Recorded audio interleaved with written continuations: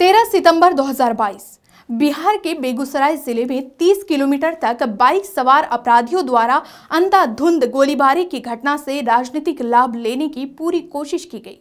ऐसे में लोगों में दहशत फैलाने का मकसद गिरफ्तार अपराधियों का कबूलनामा, अपराधियों को छुड़ाने सांसदों से मिलते रिश्तेदार, बेगूसराय के बहाने राष्ट्रपति शासन लगाने का प्लान या फिर रणबीर सेना जैसे आतंकी संगठन से कनेक्शन, इन सब से जिला सुर्खियों में है। नमस्कार, आप देख रहे हैं इक्वालिटी न्यूज और मैं हूं आपके साथ शैला। जिस रास्ते में यह घटना हुई उसके आसपास करीब 3 थाने मौजूद है, लेकिन यह बदमाश 30 किलोमीटर तक लोगों को निशाना बनाते रहे और पुलिस को भनक तक नहीं लगी। घटना में एक व्यक्ति की मौत हो गई जबकि 11 लोग घायल हुई है। ये 25 से 30 किलोमीटर का इलाका बताया गया है और इसमें करीब 30 मिनट तक गोलीबारी की सूचना मिल रही है और इसमें पुलिस को जैसे ही सूचना मिली जगह जगह चेकिंग तुरंत शुरू कर दी गई है।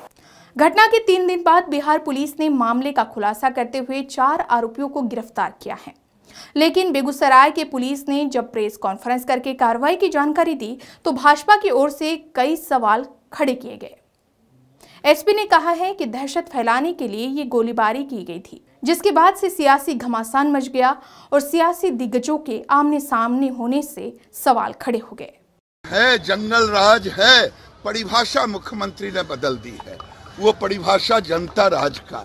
मुझे आश्चर्य होता है, अगर ये जनता का राज है तो जंगल राज किसे कहते हैं? अगर क्या आपको डर लग रहा है कि जंगल राज कहेंगे तो तेजस्वी जी आपको गद्दी से उतार देंगे?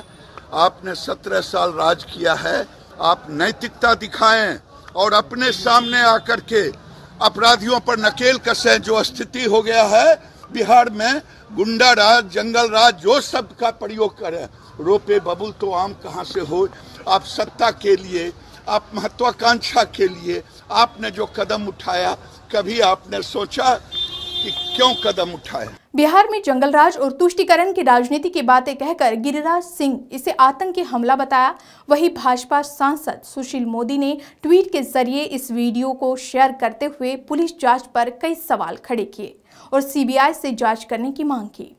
पिछले दिनों बेगूसराय के अंदर जो गोलीकांड हुआ जिसमें एक व्यक्ति की मौत हो गई और 10 लोग घायल हो गए, उस पूरे मामले पर आज एसपी बेगूसराय और एडीजी मुख्यालय की जो प्रेस कॉन्फ्रेंस हुई है उसमें भारी विरोधाभास, कॉन्ट्रडिक्शन दिखाई पड़ता है, अस्पष्टता है। ऐसा लगता है कि जल्दबाजी में किसी तरह से जनता के गुस्से को शांत करने के लिए कुछ लोगों को गिरफ्तार कर जनता के सामने पेश कर दिया गया ताकि मामला शांत हो जाए। इस पूरे जांच से हम संतुष्ट नहीं हैं, इसलिए मांग करते कि इस पूरे मामले की जांच सीबीआई से कराई जाए। गोलीकांड मामले में आरोपियों को बचाने के लिए परिजनों ने इंसाफ की गुहार लगाई, लेकिन वो भी भाजपा सांसदों के पास जाकर, जिसके बाद बीजेपी सांसदों द्वारा सीबीआई जांच की मांग उठाना जैसे घटनाक्रम ने साफ कर दिया कि बिहार की सरकार पलटने की रणनीति पर बीजेपी ने काम शुरू कर दिया है। अगर बढ़िया से उसको जांच पर बैठिए, जांच करवाइए। अगर मेरा बच्चा है उसको फांसी दीजिए या सजा दीजिए, अगर मेरा बच्चा नहीं है इस पर बढ़िया से कार्रवाई करिए।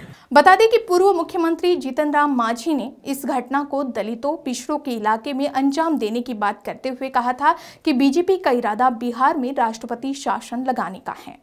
ऐसे में राजनीतिक संबंधों के आधार पर बेखौफ अपराधियों के हौसले बुलंद होने के साथ साथ अब शायद भाजपा के बिहार में सत्ता हासिल करने के इरादे भी मजबूत होते दिख ही रहे थे कि अब गिरफ्तार अपराधियों का कबूलनामा, इन अपराधियों के संगीन अपराध और उनकी होती बेल पर छूटना, सांसदों के सेना से ताल्लुक और रणबीर सेना जैसे आतंकी संगठन से कनेक्शन साफ हो गया। यहाँ पे ये बहुत विशेष बात है कि जो चुन है इस पे मर्डर, लूट, आर्म्स एक्ट के कुल 6 संगीन मामले दर्ज हैं। 2.5 साल जेल में रह के आया है, 3 महीने पहले छूटा है अभी। केशव उर्फ नागा, इस पे भी आर्म्स एक्ट के 2 मामले दर्ज हैं, ये भी जेल होके आया है। सुमित पे भी एक आर्म्स एक्ट का मामला है, ये भी जेल में रह के आया है। तो आप देख सकते हैं कि जितने भी अपराध कर्मी हैं सब पे संगीन मामले दर्ज हैं और इन पे लगातार पुलिस ने कार्रवाइयां की हैं, इनको जेल भेजा है और वर्तमान में ये सभी बेल पे छूट के आए हैं। जानकार मानते हैं कि भाजपा लगातार विभिन्न मुद्दों को उठाकर राज्य में कानून व्यवस्था के खराब होने का माहौल तैयार करने में माहिर है और जब से बिहार में गठबंधन वाली सरकार बनी है तब से भाजपा सत्ता में आने की कोशिश में जुटी हुई है, ये भी सभी जानते हैं। है। ये सब तो सब लोग अपना खुद से बोलते रहता है ताकि दिल्ली वाला उसको जरा सा इज्जत देते रहे और क्या करते रहे। फिलहाल अब बिहार में कानून व्यवस्था के मुद्दे पर राष्ट्रपति शासन लगवाकर मध्यावधि चुनाव की तैयारी का बीजेपी का प्लान तो फेल हो गया है। अब आगे बीजेपी क्या रणनीति बनाती है, ये देखने लायक होगा। अभी के लिए बस इतना ही। खबरों की अधिक जानकारी के लिए आप बने रहिए इक्वालिटी न्यूज के साथ ही अन्य खबरों के लिए आज ही इक्वालिटी न्यूज के फेसबुक पेज को लाइक और फॉलो करें और यूट्यूब चैनल को सब्सक्राइब करना ना भूलें। धन्यवाद।